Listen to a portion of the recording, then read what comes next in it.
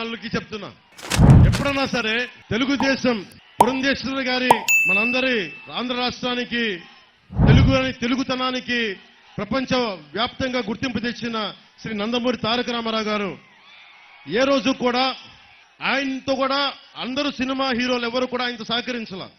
కొంతమంది కాంగ్రెస్ లో కూడా ఉన్నారు. కృష్ణ గారు కాంగ్రెస్ లో ఉన్నారు, కోట శ్రీనివాసరావు గారు వేరే పార్టీలో ఉన్నారు. ఎన్టీ రామారావు గారిని విమర్శించేవాళ్ళు. ఏ రోజున ఎన్టీ రామారావు గారు ఎప్పుడు కూడా కృష్ణ గారిని ఒక్క మాట అనలా. అది ఎన్టీ రామారావు గారి సంస్కారం.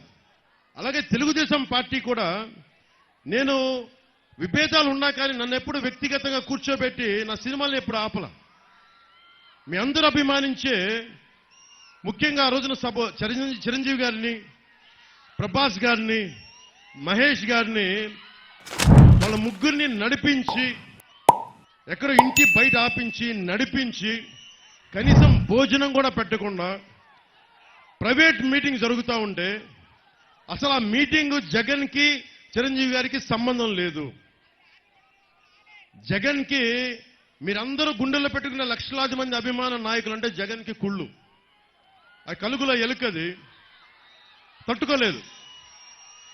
పాప నిన్న కాకినాడ ఆదిత్య కాలేజీలో గర్వంగా బయటకు వచ్చాడు. దేనికి వచ్చాడు? CM sir thank you sir, CM sir thank you అని చెప్తామని వచ్చారు. అక్కడ జరిగిన విషయం వేరే అనుకోండి. అంత కక్షపూరితమైన వ్యక్తి. అలాంటి వ్యక్తి ఒక సినిమాకి టికెట్ రేట్లో సినిమాకి పరిశ్రమకి కావాల్సిన పెంచాలి అంటే చిరంజీవి గారికి హీరోలకి సంబంధం లేదు. నిర్మాతల మండలి ఉంది, ట్రేడ్ బాడీ ఉంది. అలాంటి వాళ్ళందరినీ తీసుకొచ్చి ఒక సేడిస్టిక్ గా సీక్రెట్ కెమెరాలు పెట్టి అవి తీసి మైకులు పెట్టి పాపం వాళ్ళు మర్యాదపూర్వకంగా అడిగి మరి మన సీఎం స్థాయి వ్యక్తి దగ్గరికి వచ్చినప్పుడు అగౌరవంగా మాట్లాడరు కదా.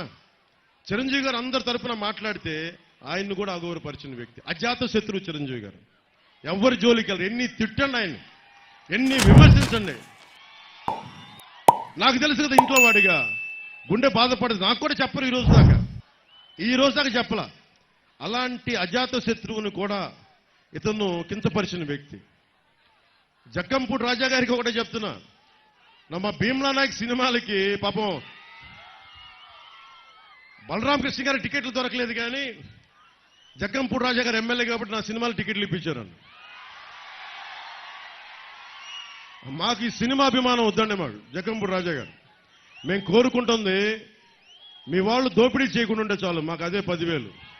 మా సినిమాలు మాకు ఎలా చూడాలో మాకు పచ్చబొట్లు పొట్టించుకున్న అమ్మాయిలు ఉన్నారు. అలాగే మాకు మహిళా శక్తి ఉంది. వీటన్నిటికంటే కూడా మీ వాళ్ళకి చెప్పండి, అన్ని వర్గాలకి న్యాయం చేయమని చెప్పండి. అది కూడా టైం అయిపోయింది కాబట్టి భవిష్యత్తులో జక్కంపూడి రాజా గారికి కూడా చెప్తున్నా, మీ నాన్నగారంటే నాకు గౌరవం ఉంది కానీ మీరు ఓడిపోతున్నారు. అలాగే జక్కంపూడి రాజా గారికి సంబంధించిన కొంతమంది పోలీసు అధికారులు కూడా చెప్తా ఉన్నారు. నా ఉద్దేశంలో ఒక పనికిమాలిన కమిటీ అది. ఆ కమిటీ చేసింది ఏంటి, 10 రోజులు 15 రోజులు కాలయాపన చేసి ఏదో కేంద్ర ప్రభుత్వం ఇవ్వలేదు, రాష్ట్ర ప్రతి ఆంధ్రదేశంలో ఉన్న ప్రతి వాడికి తెలుసు ఏం జరుగుతుందో. వాళ్ళు స్పెషల్ స్టేటస్ మీద వాళ్ళ స్టాండ్ ఏంటి, ఏసీ రూముల్లో కూర్చొని డిస్కషన్ కాదు, ప్రజల్లోకి వచ్చి వీధుల్లోకి తిరిగి పోరాటం చేయాలి స్పెషల్ స్టేటస్ కావాలనుకుంటే. అది కాకుండా ఏసీ రూమ్లో కూర్చొని రోజు ప్రెస్ మీట్లు పెట్టి లేకపోతే ట్వీట్లు ఇచ్చి వాటి వల్ల ప్రయోజనం లేదు.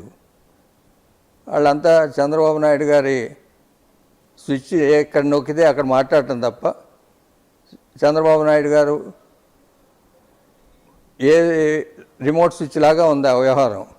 ఎప్పుడు ఆయన కావాలంటే బయటికి రావడం, ఒక ప్రెస్ మీట్ పెట్టడం, చెప్పడం, దానివల్ల ఏమీ లేదు. పనికిరాని కమిటీ అది. వాళ్ళు చేసిన ఫైండింగ్ కూడా ఏమీ లేదు అని నా ఉద్దేశం.